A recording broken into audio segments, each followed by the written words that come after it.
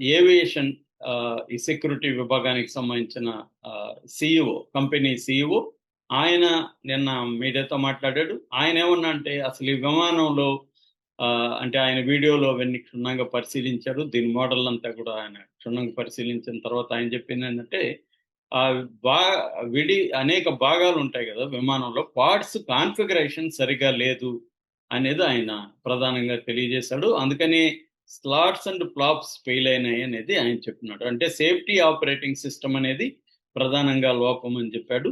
మామూలుగా దీంట్లో 2 high bypass turbo fan engines అంటారు. ఈ 2 ఇంజన్స్ ఉంటాయి.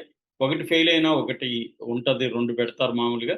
కానీ ఈ 2 ఇంజిన్‌లు కూడా ఫెయిల్ అయినాయని చెప్తున్నారు. దీనికి ప్రధాన కారణం ఈ కాన్ఫిగరేషన్ బాగాలేకపోవడం వల్ల అది లిఫ్ట్ చేయలేకపోయింది. ఎందుకంటే రోజుకి కొన్ని వందల విమానాలు గాల్లోకి ఎగురుతుంటాయి. జనరల్‌గా విమాన ప్రమాదాలనేవి వెరీ వెరీ రేర్. మన బస్సులో మిగతా వెహిక్యులర్ యాక్సిడెంట్‌లో స్థాయిలో విమాన ప్రమాదాలు జరగవు. రేర్‌గా జరుగుతాయి. కాబట్టి దీని మ్యానుఫ్యాక్చరింగ్‌లో ప్రధాన లోపం అనేది ఇప్పటివరకు చెప్తున్నారు. నిన్నంతా కూడా టాటా ఎయిర్‌లైన్స్ వాళ్ళు కూడా నెగ్లిజెన్స్ ఉందని చెప్పారు. ఒక ప్రయాణికుడు, ఆకాష్ అనే ప్రయాణికుడు 2 గంటల ముందు ఢిల్లీ నుంచి ఈ విమానంలో వస్తూ అహ్మదాబాద్‌కు వస్తూ అతను వీడియో తీశాడు. ఇందులో ఇక్కడ స్క్రీన్‌లు గాని ఏవి పనిచేయట్లేదు. ఏసీ పనిచేయట్లేదు. అసలు ఈ విమానం ఆహ్, అసలు ఘోరంగా ఉంది అని చెప్తూ అతను వీడియో తీసి ఎయిర్ ఇండియా వాళ్ళకి కూడా ట్యాగ్ చేసి అతను పోస్ట్ పెట్టాడు. పోస్ట్ పెట్టిన 2 గంటల తర్వాత ఇది జరిగింది. కాకపోతే ఎక్స్‌పర్ట్‌లు చెప్తున్నదేందంటే ఇది విమాన నడిపే సంస్థ అంటే ఎయిర్ ఇండియా కంటే కూడా ఈ బోయింగ్ అనే సంస్థ ఆహ్, ప్రవేశపెట్టిన 787-8 డ్రీమ్ లైనర్ విమానం ఏదైతే ఉందో ఇందులోనే లోపాలున్నాయి. లాస్ట్ వీక్ కూడా ప్యారిస్‌కి వెళ్తున్న విమానం మధ్యలో ప్రాబ్లమ్స్ వచ్చి షార్జాలో దిగింది. ఇలాగ చాలా సార్లు దీంట్లో ఇటువంటి యాక్సిడెంట్ అయితే ఎప్పుడు జరగలేదు గానీ, అనేక రకాలైన టెక్నికల్ ప్రాబ్లమ్స్ అయితే గతంలో కూడా జరిగాయి అనేది ప్రధానంగా చెప్తున్నారు. ఇక రెండవ యాంగిల్ ఎయిర్ ఇండియా గూడా తన మొత్తం వరస్ట్ అంటే ఎయిర్ ఇండియా ఫ్లైట్సే అని చాలామంది రెగ్యులర్‌గా ఎయిర్ ఇండియాలో పోయిన ప్రయాణికులు పోస్టులు చూస్తే మనం వరస్టు విమానాలంటే ఎయిర్ ఇండియానే. వాళ్ళది పూర్ మెయింటెనెన్స్ అని. ఒకప్పుడు ఎయిర్ ఇండియా ఇండియన్ గవర్నమెంట్ చేతిలో ఉండింది. అది 2022లో టాటా తీసుకుంది. ఆ టాటా వరస్ట్‌గా నడుపుతుంది. ఎయిర్ ఇండియా రావద్దని మేము చాలా సార్లు చెప్తుంటామని కూడా చాలామంది అంటున్నారు. సో, ఈ నేపథ్యంలో ఇంకొక థియరీ ఏందంటే బర్డ్ థియరీ. పక్షి ఢీకొనడం. చాలా సార్లు పక్షులు విమానాల్ని గాల్లో ఢీకొనడం వల్ల జరుగుతాయి. అయితే ఇక్కడ ఎయిర్‌పోర్టు పరిధిలోనే పక్షి ఢీకొనుంటే అప్పుడు ఆ ఎయిర్‌పోర్టు యాజమాన్యం ఏదైతే ఉందో దాని బాధ్యత వహించాల్సి ఉంటుంది. ఇక్కడ ఈ సర్దార్ వల్లభాయ్ పటేల్ ఎయిర్‌పోర్ట్‌ని ఆహ్, అదానీ గ్రూప్ మేనేజ్ చేస్తుందని చెప్తున్నారు.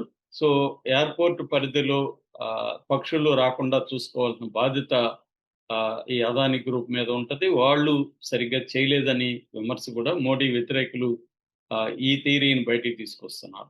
పక్షి థియరీని. సో, ఇక ఆల్రెడీ ఈ బోయింగ్ సంబంధించి 32 సంవత్సరాల పాటు ఆహ్, క్వాలిటీ కంట్రోల్‌గా పనిచేసిన జాన్ బర్నెట్ అనే ఒక వ్యక్తి అమెరికాలో 2017లో ఈ విమాన సంస్థ మీద ఒక దావా యేసాడు. విజిల్ బ్లోయింగ్ దావా అంటారు దాన్ని. ఆ దావాలో అతనేం చెప్తున్నాడంటే, అసలు దీన్ని ఆక్సిజన్ వ్యవస్థనే కరెక్ట్‌గా లేదు. 25 టెస్ట్ చేస్తే అనేక సార్లు 25% ఫెయిల్యూర్ వచ్చింది. ఏదన్నా అత్యవసర ప్రమాదం జరిగినప్పుడు 4 మాస్కుల్లో కేవలం రొ ఒక మాస్క్ మాత్రమే పనిచేస్తా ఉంది. 3 మాస్కులు సరిగ్గా పనిచేయట్లేదు చాలా సార్లు. ఒక మాస్క్ అయితే అసలు 4గిట్లో ఒకటైతే ఎప్పటికి పనిచేయట్లేదని అతను చెప్తున్నాడు. అతను ఆ మధ్య 2024 మార్చి 9న మిస్టీరియస్ కండిషన్‌లో చనిపోయాడు. అంటే ఈ ఈ సంస్థ మీద దావా వేసిన వ్యక్తి చనిపోయినాడా? చంపేసాడా? అన్న డౌట్‌లు గూడా ఉన్నాయి. సో, ఆహ్, ఏదేమైనా ఈ బోయింగ్ 787 విమానంలోనే ప్రాబ్లమ్స్ ఉన్నాయనేది ఎక్కువ మంది చెప్తున్న థియరీ.